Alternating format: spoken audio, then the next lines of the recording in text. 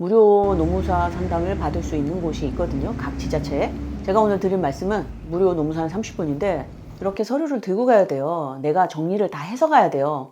안 그러면 그 시간 진짜 순삭이에요. 순삭. 아깝잖아요. 뭐 그럼 그 다음에 또 가면 된다 하는데 이 왔다 갔다 그것도 힘들거든요. 그리고 이렇게 핵심 쟁점과 요지를 해서 가면 이걸 내가 서류 작업을 하다 보면 내 머릿속에 입력이 되잖아요. 이 사건을 객관적으로 좀 들여다볼 수가 있어요. 그러면 이 노무사분이나 변호사분한테 이게 과연 승소가 될지 아니면 이게 내가 패소가 될지 대략 견적이 나오잖아요. 그러면 만약에 승소할 것 같다. 근데 내가 이런 걸 혼자서 진행을 못하겠다. 그러면 이제 연계를 해서 전문가들의 도움을 유료로 서비스를 받으면 되고요. 만약에 이게 승소가 없는 것 같다. 그러면 과감하게 그냥 끝내시고 이직을 하시든 다른 전직을 하시든 그쪽으로 빨리 재빠르게 가시는 게 낫죠. 여기서 더 이상 시간 낭비하지 마시고. 근데 그 짧은 시간 동안 그거를 하려면 제가 금방 보여드렸던 것처럼 이렇게 핵심 쟁점을 다 다뤄서 가야 됩니다. 합의를 할 때도 내가 무기가 있어야지 합의를 할 수 있는 거예요. 진 사람은요, 약자는 내가 먼저 합의를 하자고 손을 못 내밀어요. 악수를 하자고 청하는 사람은 강자예요. 이긴 사람만이 악수를 하자고 먼저 청할 수가 있습니다. 그렇다면 내가 무기를 많이 가져야겠죠. 진호이는 만약에 복직하고 싶은 마음이 없다 하더라도 복직을 할 수 있는 가능성이 있다고 사측에서 생각을 하게 된다면 합의에 좀 더 적극적이 되겠죠. 그거를 이끌어내는 게 진호이의 이유서를 내는 이유라고 생각합니다. 노무사 자문 받으러 서울의 동쪽 끝까지 다녀왔는데요. 제가 남쪽 끝에 살거든요. 진짜 편도만 2시간, 왕복 4시간. 상담 시간은 30분이에요. 무료 노무사기 때문에. 제 후배가 묻더라고요. 상황 설명하다가 끝나겠다고. 처음 가시는 분들은 그 중언부언하거나 중구난방 아니면 뭐 횡설수설 하다가 눈 깜짝할 시간에 흘러가거든요.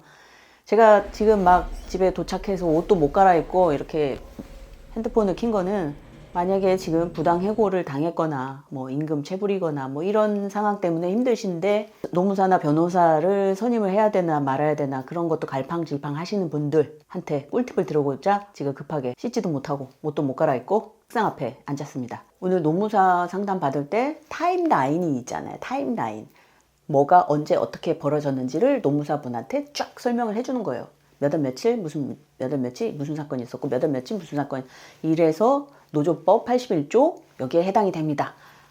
이렇게 설명을 또 해드리고 그러면 노무사분이 그러면 이렇게 핵심적인 거 전문가시니까 이렇게 짚어주시죠. 그래서 서로 로드맵을 짜주셨어요. 확실하게. 제가 노무사 상담이 오늘이 처음이 아니고 요 건 관련해서 지금 3번째 상담이거든요.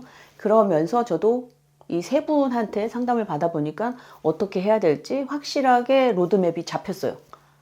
왜 몸이 아플 때도 의사 한 명한테 안 가고 2-3군데 병원 가기도 하잖아요. 나한테 더 맞는 처방이 나올 수도 있는 거고 마찬가지로 이 노무사 분들도 각기 추구하는 방향이 달라요. 그래서 나하고 맞는지 내 방향이랑 일치를 하는지 같이 할 수 있는지 이런 것도 좀 보면 될 것 같고 그래서 상담을 받을 때는 노무사 한 번 말고 2번, 3번 뭐 안 되면 4번, 5번이라도 받아보실 것을 저는 추천을 드립니다. 그리고 갈 때 그 30분이라는 시간을 잘 이용하기 위해서 내 사건을 반드시 객관화하실 것을 추천드리고요. PC로 쓰거나 종이에다 쓴다든지 해서 사건을 이렇게 좀 정리를 좀 해보시는 걸 추천드리겠습니다.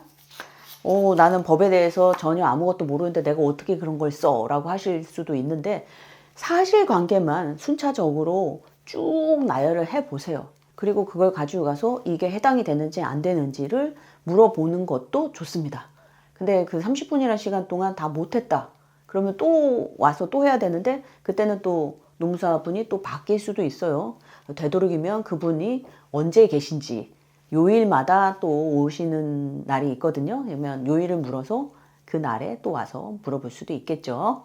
아니면 첫 번에 했는데 이게 승소가 있을 것 같고 노무사 선임을 하면 바로 될 것 같다. 그렇다 하면 그냥 바로 노무사 선임을 하셔서 바로 진행을 하시면 되겠습니다. 지방노동위원회는 판사가 와서 판결을 내리는 게 아니에요. 민사소송이나 형사소송과는 다릅니다. 일반인들도 와 있고 변호사분들도 와 있어요. 5명이 이렇게 쭉 앉아가지고 근로자하고 사장 나오라고 그래서 두 사람의 의견을 들어보고 뭐 부당해고의 경우에는 부당해고가 맞다 아니다 이거를 판결을 내리는데 보통 합의를 좀 하라고 권하죠. 저 같은 경우 저는 지금 민사소송 하나 진행하고 있고 부당노동행위 이거 진호위예요. 진호위 부당노동행위랑 진호위의 부당해고 그 다음에 직장 내 괴롭힘과 또 고용노동부의 부당노동행위를 진정을 할 수 있거든요. 그래서 그거 2건 그 다음에 임금을 미지급한 게 있어요. 임금체불 총 6개 6개에다가 허위사실 유포와 명예훼손 모욕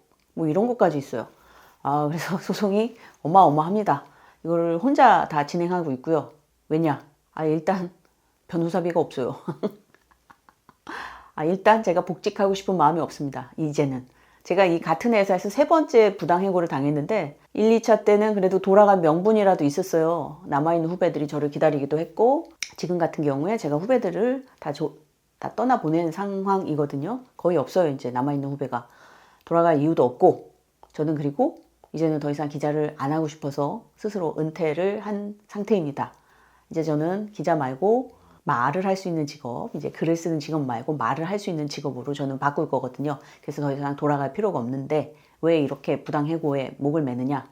그래도 제가 20 몇 년 동안 기자로 살면서 이렇게 더럽게 쫓겨나는 건 아니잖아요. 무슨 언론인은 잘못된 것을 비판하고 비난하고 그게 직업이잖아요. 근데 내가 피해자인 내가 가해자로 둔갑을 해서 이렇게 됐는데 그걸 그냥 덮어놓고 다른 길로 간다?